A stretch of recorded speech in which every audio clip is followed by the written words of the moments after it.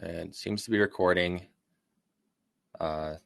Since I have a hard cutoff in about 40 minutes, we'll try to get through this. I'm not used to doing this one virtually, so we'll see how this timing goes.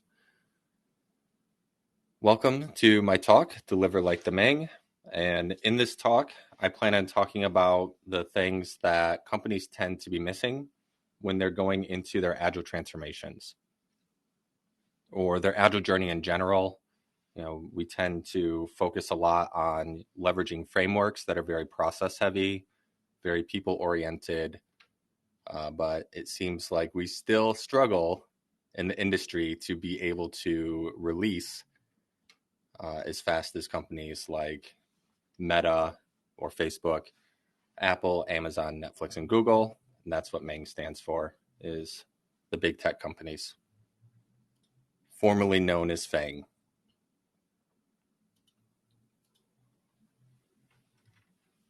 So first, who am I? I am Brad Nelson. Says so on your screen, says so on the invite, so that's probably not a surprise. I work for a company called Insight in their product strategy and agility space. And so I help organizations predominantly with things like agile coaching or their product strategy. I've been doing this for a minute. I've worked at predominantly Fortune 500 companies, and I have way too many certifications. This is the slide I often say where I'm supposed to convince you that I'm important, so you'll listen to me. My mom tells me every day I'm important, so that should count for something, right? I think the message is more important here, but I will say I come from a place of experience. I've had a very diverse background. I've been a developer, I've been quality, I've been BA, I've been product owner, Scrum Master, Agile Coach, done just about everything in IT. All right. So the first thing I want you to think about is how big is your team currently at your organization? At Amazon, they have the two pizza rule that a lot of agilists love to quote. And that rule is that your team should be small enough that it can be fed with two pizzas. When we look at the industry and we look at the research, 76% of organizations are using Scrum or a Scrum-like approach. And in Scrum, you have a product owner and a Scrum Master and 3 to 9 developers. And this seems to be pretty common from what I've observed as well. You may have a project manager instead of a Scrum Master, but it still seems to fit the goal that a lot of companies are moving towards. But when we think about the training and the things that we offer from a coaching standpoint, we tend to focus predominantly on that product owner and that Scrum Master. There's only one of each of those roles, and we're guaranteed to have at least 3, if not more, developers on every team. And the thing that I've noticed that's kind of bugged me for a few years now is that when it comes to developers, our approach to teaching them Agile is essentially this. And I'll give you a couple of seconds to read this.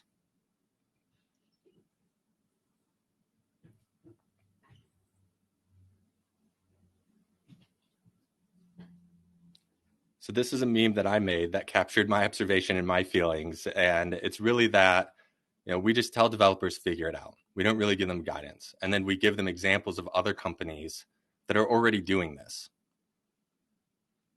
And I've mentioned Amazon a few times. I think they're a good target for most organizations to look at because they're a little bit different than like Google or Apple, where they're only a tech company. So if we look at Amazon, at least as of a couple years ago, they were releasing every 11.7 seconds. And that seems astronomical. But let's do a little bit of math and see what that really equates to see how reasonable this may be for us. So we think of Amazon, at least before their most recent layoffs, they had over 1 million Amazon employees worldwide, 70,000 people in tech roles. So that doesn't necessarily mean developers. That could be the hybrid of everything. Roughly 5 people per team, because of the pizza rule, which equals about 14,000 teams just in their tech area. if there's 250 workdays in a year, that means that they're averaging 56 releases a day or 7 releases an hour. And that's only if that team releases once a year in equal increments. Excuse me. So to put that in other terms, it's just under 4 releases a month on average per team. Now, a lot of organizations might still find that to be incredibly fast compared to what they're used to, but it's definitely a lot more approachable than every 11.7 seconds, which just, I mean, nobody could do that if it was one team. And so our goal of this conversation is to discuss how are we going to release new code once a week? And it's going to be more than just how we approach our requirements and how we organize our teams. And in order to get to this point, we're going to look at the 3 ways of DevOps, and that's flow, feedback, and continuous improvement. And we're going to start with flow. So in order to enable flow, we're going to have to look at our architecture, our coding practices, and the tools that we're using. From an architectural standpoint, if we're thinking about an agile process, we try to provide as little requirements as possible when we're asking for a change. And the smallest change that I can think of is a copy change. And so if you have a copy change, in this instance, I need you to go through your application and change the word ship to rocket. That is considered a very minor change. However, from an architectural standpoint, if your code looks like this stack of books that Margaret Hamilton has, it's going to take you a really long time to go through that and to find every single instance of ship and then change that to rocket and then recompile it and rebuild it and rebind it and restack it. That's a lot of work. And that's not something that we tend to think about.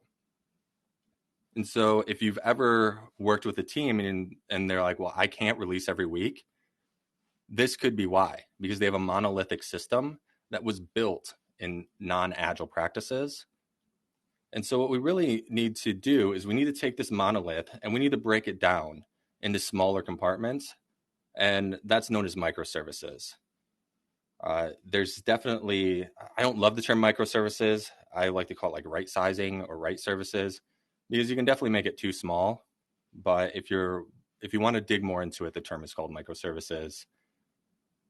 And just to call, if you don't know who Margaret Hamilton is, she was one of the first software developers, and she actually coined the term software engineer, and she was not the actress that played the Wicked Witch of the West, even though they share the name.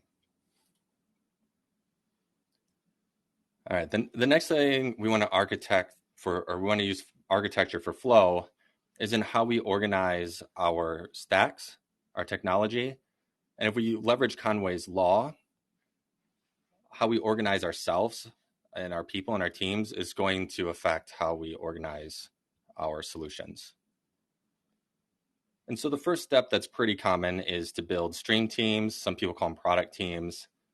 They're referred to as stream teams because ideally you're doing a value stream map exercise. And then in that exercise, you're aligning teams to the value. And so that's why they're called stream teams, because they're aligned to the value stream. But a new concept that's kind of out there, some people are calling it the DevOps killer. It's a part of DevOps, so I don't really get that. It's known as a platform team. And how this differs from a component team is the platform team is its entire full stack system in and of itself, and you treat it like its own product. And your customers are your internal developers. And so you have a DevX component to it where you're trying to make sure that you are giving your developers what they need. And it should be self-serve. If you have to open a support ticket or if you have to get time on someone's roadmap in order to leverage this component, it is a component and not a platform. A common example of a platform right now is hosting. That's probably the most common that I see. So if you have cloud hosting for your software, any of the cloud providers are a platform, AWS, GCP, Azure, and the likes. And then you might have something like on-prem, VMware, probably have a hybrid type solution these days. And so similar to how you don't need a developer from one of those companies in order to use their platform, your team should operate the same way. And they might handle those external vendors for you, but they're also going to take into consideration things like security, quality, load balancing, all these sorts of things that get in the way and take away from the stream team's ability to deliver. There's also a FinOps component of this. If every one of your stream teams is also trying to manage all of the hardware that you're using and all of the software that you're using, it's taken away from their ability to actually work on the product that's delivering value. So this is really an enablement component at scale that we're seeing more and more companies interested in. All right, next we're going to talk about coding practices for Flow. So the first one is YAGNI. It's fun to say, and it stands for you aren't gonna need it. I don't know why all these have kind of like broken English, but maybe it makes it easier. So YAGNI is a concept that resonates a lot with Lean as far as removing and eliminating waste. And it's something that I see a lot of architects and even UX people really struggle with, is that they're trying to think of the holistic solution. And so they over-engineer up front. They spend a lot of time designing things or building things, or if you've ever had a developer that's like, well, I'm going to build all these widgets because we're going to need them later. That is, it goes against YAGNI. What we really want to do is we want to build something as soon as we need it, and we don't want to build any extra because there's a chance that we won't need it. So I have a little icon here of food as my reminder of YAGNI, and I like to think about it as grocery shopping. If you go grocery shopping and you just buy a bunch of ingredients, but you don't know what you're going to cook with those ingredients, odds are you have things in your freezer and in your cupboards that you don't know what to do with or that go bad. And so in that sense, from a coding standpoint, we want to have our recipe and our end meal in mind when we start developing. The next principle that we're going to talk about is readability and organization. It seems kind of straightforward and simple, but there's a lot of times where code is handed off from one developer to another, or different ones are involved, or it's been around for a very long time, and people code in different ways or have their own preference. And so if you don't have a consistent kind of approach to it and you don't try to make it very readable, so for example, some developers like the tab, some like the double space before every line. If you have both, it gets very confusing. If somebody uses underscores instead of spaces, just that changing of it makes it really difficult to work in. And then how you name your methods, if you just use like fun little cute names like this is Chewbacca and this is the Han Solo function, nobody knows what that means. And so you can actually make it self-documenting by using the appropriate descriptor for the element that you're working in. And that leads us to dry. Don't repeat yourself. And so in dry, it's really a refactoring principle at heart. And it's that as you create things, try to reuse them over and over again. Don't just copy and paste it.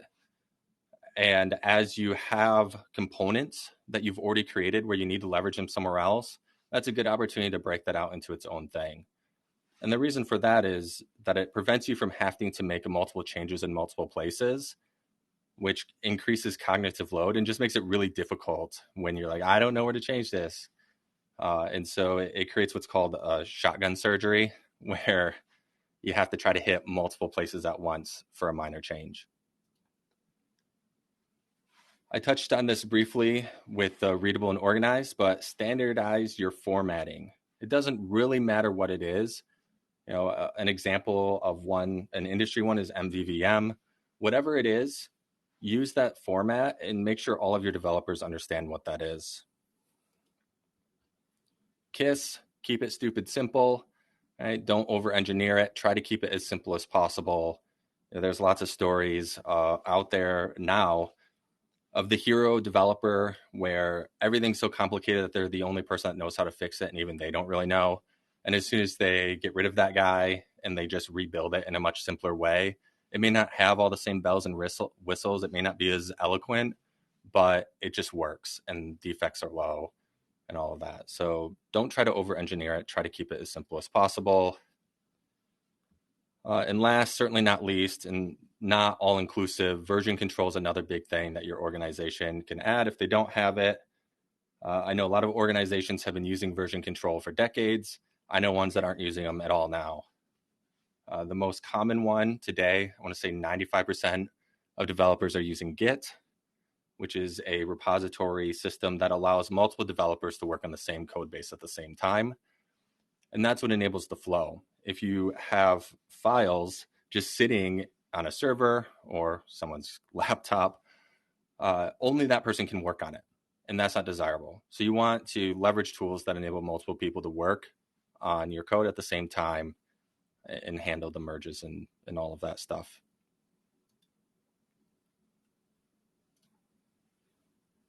And then I had to include a picture of Dave Thomas, Pragmatic Dave here. Definitely love his work. He's one of the signatories of the Agile software, or the Manifesto for Agile Software Development. He is not the founder of Wendy's. He is a different Dave Thomas. He's known as Pragmatic Dave. If you've heard him, you've probably seen his Agile is Dead article. But he's got a lot of great stuff out there about coding practices. And what's really important is when we talk about code, we're really referring to the system's knowledge, and it's more than the code. So all of those practices and principles that I just shared on the previous slide, you can apply across everything within your project and your product, whether it's your database schemas, your test plans, and especially your documentation.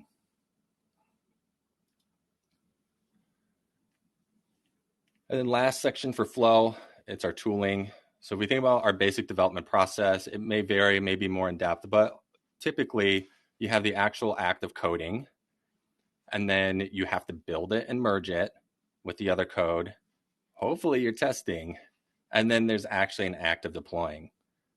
And the thing is that developers spend 35% of their time on these latter three buckets, and that takes away from their time of actually writing new code. And the research showed that they actually spend less than a third of their time on that. The rest is in meetings and organizational stuff. So this could have a really big impact. You could double the time that your developers have to code by leveraging the appropriate tools. And the beautiful thing about the building and merging and testing and deploying is that they're highly repeatable tasks. If they're highly repeatable, that means we can standardize them, we can document them, we can look for improvements that way. But if we can document it, then we can automate it.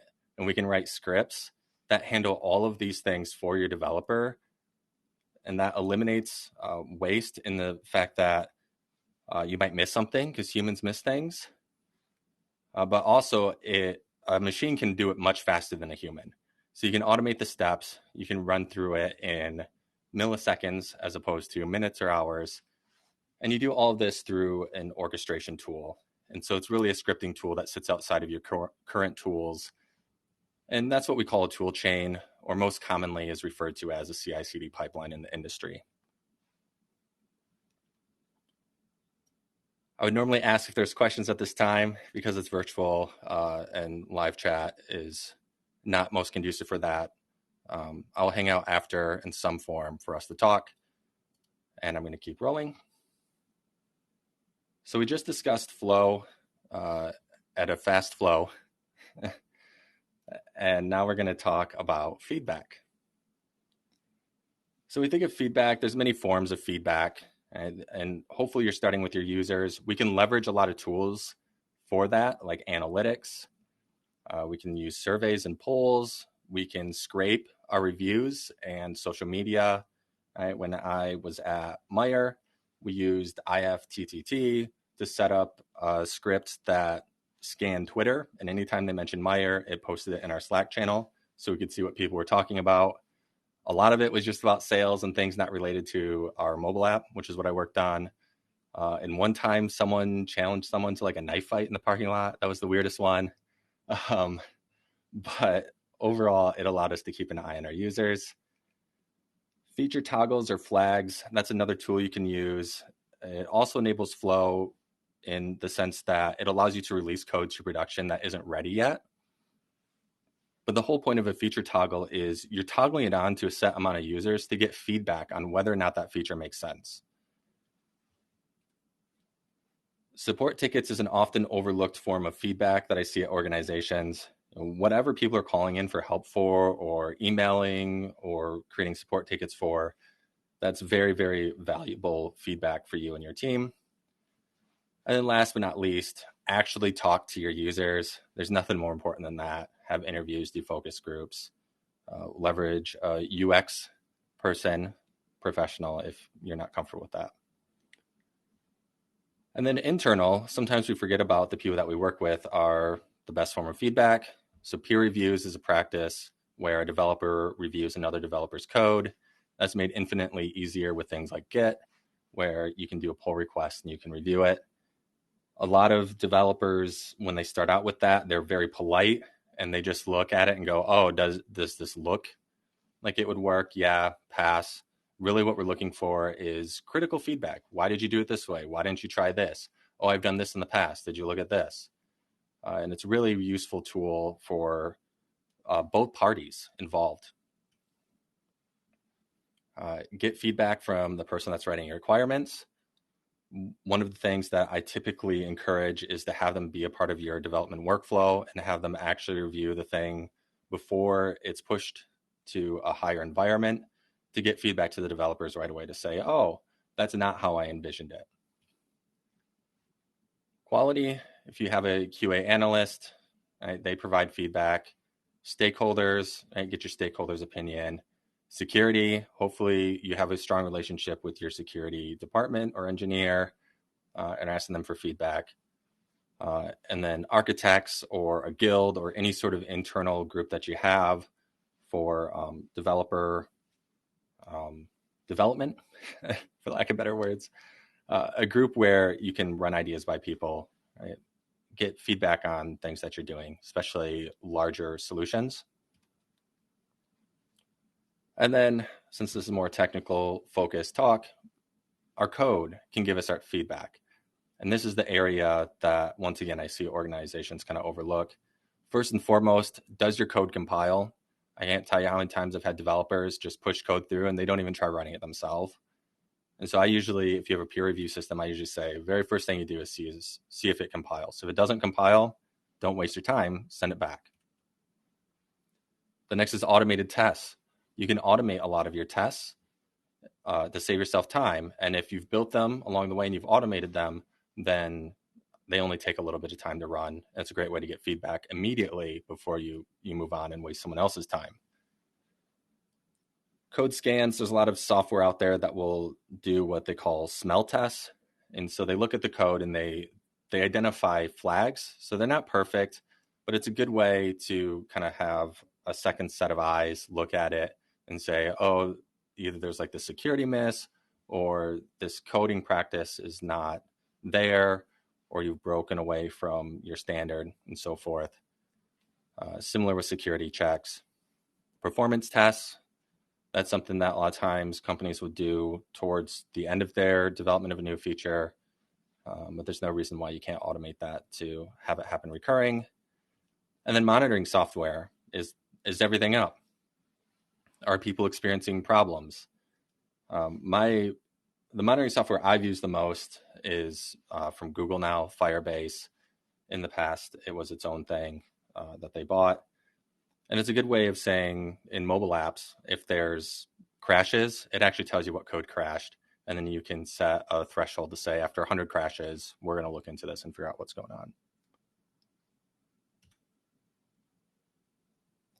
on. Another way to enable feedback is your deployment strategy.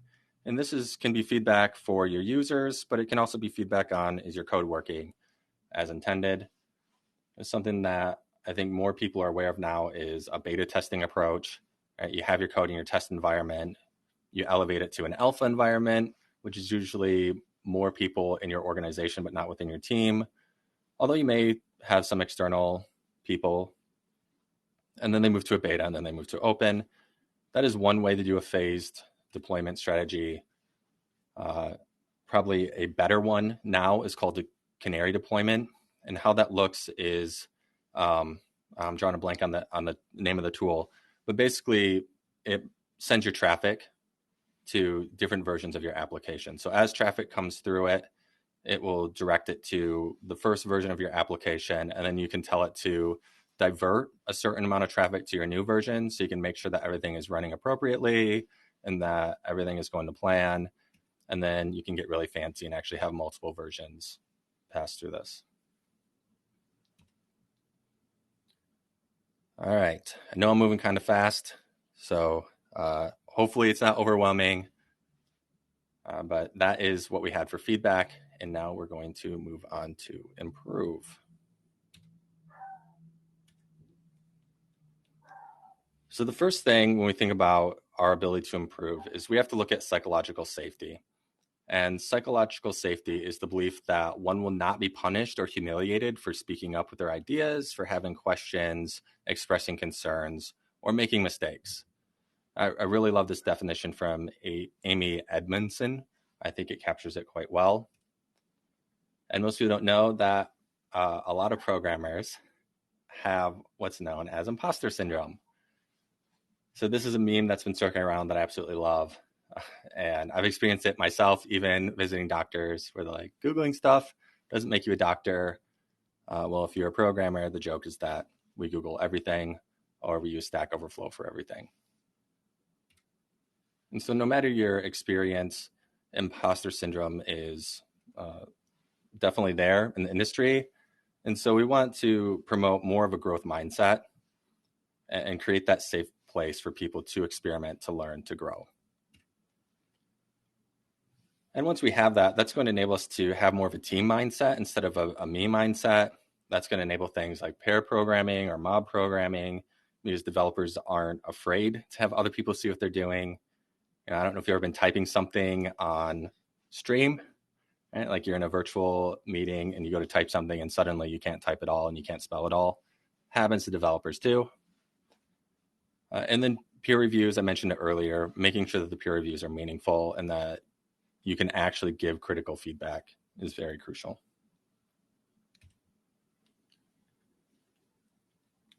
Next, a great way to promote improvement within your organization and your teams is what's known as a test-first development. And really, it's what are ways that we can move tests to the left? What are ways that we can encourage ourselves to be testing things sooner rather than later? Because there's a cost. The later in your process that you find a problem, it costs more to fix it. So things that enable a test-first approach are include a test plan as a part of your requirements. The next is, as you're writing your requirements, use something like Invest to make sure that your acceptance criteria is testable. And what that means is that as you're writing out your acceptance criteria, you need to be asking yourself, how am I going to test this? If you don't know how you're going to test it, then that's a problem. That probably means that your acceptance criteria needs to be modified. Unit tests. We talked briefly about testing. If you can write unit tests before you code, it's called test-driven development, or it's known as red, green, refactor. And the idea is that you write a unit test and then you run it, and it should give you a red or a fail result. And then you want to write code until you run that unit test and it turns green, it passes. But that oftentimes isn't necessarily the most eloquent or the best approach to it. And so at that point, you want to refactor. And then you can take that a step further and leverage something called behavior-driven development, or BDD. And that's where you may see things like Gherkin or given when then. And the idea is that a unit test tests a small unit of code.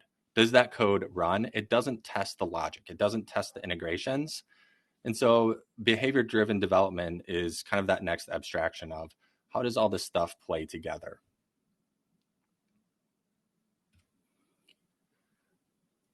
It can be as simple as whiteboarding and brainstorming and creating a plan before you develop. I used to have a team of developers where they would book a conference room pre-pandemic. They'd book a conference room and they would just whiteboard how they want to approach some of the newer feature work together. And then they would break off from there and start implementing it. mentioned it earlier in the talk, right? Make sure to leverage your automation, your tools. That enables us to test sooner and make it less painful. And last but not least, pair programming. Right? Daniel Vacante challenged me one time when I mentioned pair programming and peer reviews. He's like, pair programming is peer review. So if you're doing pair programming, you don't necessarily need peer review because you already have that person there. They're already giving feedback. They're already looking at quality. And so that can really enable your team. And I know companies that use extreme programming where they pair program every time. And then to quote my mom, who at the beginning said I was very important, clean up as you cook. This is something she used to tell me all the time when I was learning to cook, is that if you wait until the end to clean up the mess, then you don't get to enjoy your meal and it feels overwhelming. But as you're cooking, if you clean up as you go, when you're done cooking, everything's put away and you can just sit down and enjoy your meal. And so when we look at test first development, the important point is to do it as you develop. Don't create a project. Don't wait until it's overwhelming to implement all that stuff. Do it as you go and it won't be as painful. And the same goes for refactoring. I can't tell you how many times I've seen companies try to do a big refactor project and it takes way longer than they ever expect. And then the architect or the tech lead that lobbied for this ends up leaving. New tech lead comes in and they look at it and they go, wow, this code is awful. We need to refactor. It will never be perfect. And so we want to refactor as we go. And so the easiest way to do that is every time you add new functionality, update the old code that you're in. Once again, when I was at Meyer, it was about the time that iPhone went from Objective-C to Swift. And so what we did is we started writing all the new stuff in Swift. And when we went back to change old areas, we updated it to Swift at that time. And it didn't really take us that long. I'm trying to remember how long to give you a specific timeline, but it was under a year where we were able to have the app completely rewritten in Swift. The other thing is that if you have a critical bug fix, in particular in production, systems down, we have to do the dirty and fast fix or whatever we can just to get it operating. Don't end there. Don't stop it there. Create a follow-up task that you can organize in your backlog and you can set time to come back and address it. Also prioritize the updates and the maintenance of your code. If you're not a developer or you're not super familiar with technology, code goes bad or goes stale. There's new updates all the time. Libraries are updated. There's new versions of software. If you don't update your code as new releases come out, it's going to be incredibly painful. Things become deprecated. It becomes a mess. And I've had teams and companies basically start over implementing the newest version of whatever tool they're using or solution they're using because it is easier than trying to update their current code. So once again, clean up as you go, work it in as you go. The other thing you can do is you can measure and plan for unplanned work. If you know that you have X amount of things that come up through your development process or through your capital work, plan for that. Understand that that's going to happen. In your estimates, when they're asking, when am I going to get this new thing, include refactoring and automation in your estimates. You would never ask the business, is it okay for me to write this in Java or C++ or whatever else? So why would you ask their permission to do other development things that they've hired you to do? They've hired you to make sure that all the technical components of their product is taken care of, and this is part of it. So include it in your estimates. And then, as I already mentioned, update your unit tests and scripts as needed, as you go. I had one team who had like 900 unit tests that they didn't run any of them because they weren't updated as they developed new stuff. And so they just sat there and they were just a waste. And then the idea of updating those was its own huge monolithic effort.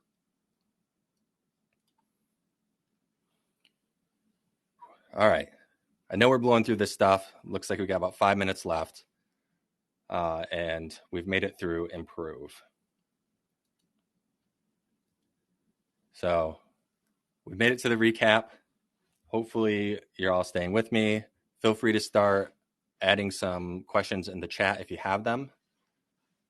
So the recap, and here's my recap guy on the right because he's got lots of caps. We want to enable flow, right? We build our architecture around value streams. We use coding practices that make our work easier, and we leverage automation for repeatable tasks.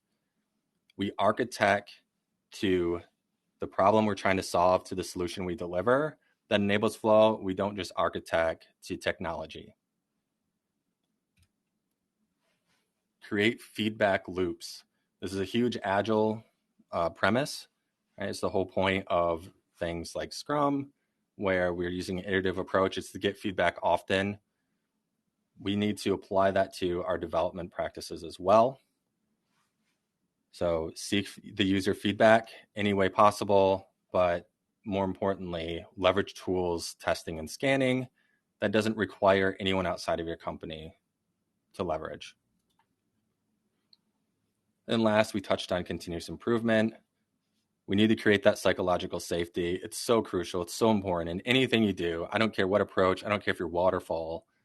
Psychological safety is the key ingredient to building successful teams and a place where people want to work. We need to shift testing left, and then please clean up as you go. Don't make it this big, giant effort.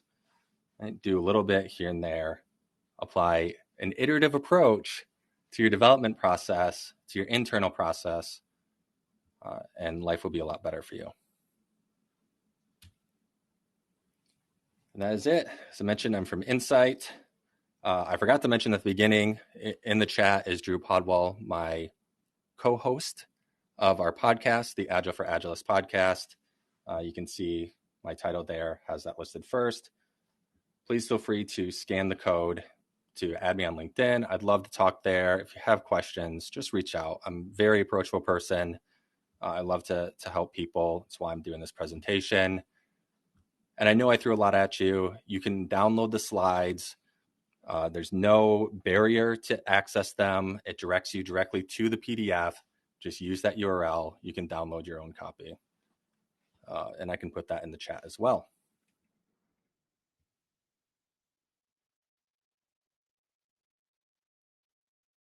So this talk, normally I go into more detail and give more examples of these because this was chosen virtually. I had to kind of combine them and reduce the interaction. So hopefully I didn't overwhelm you. I would love feedback on if this was the right level of information. If you felt like it was too much, too fast, please just let me know. And thank you a lot for joining.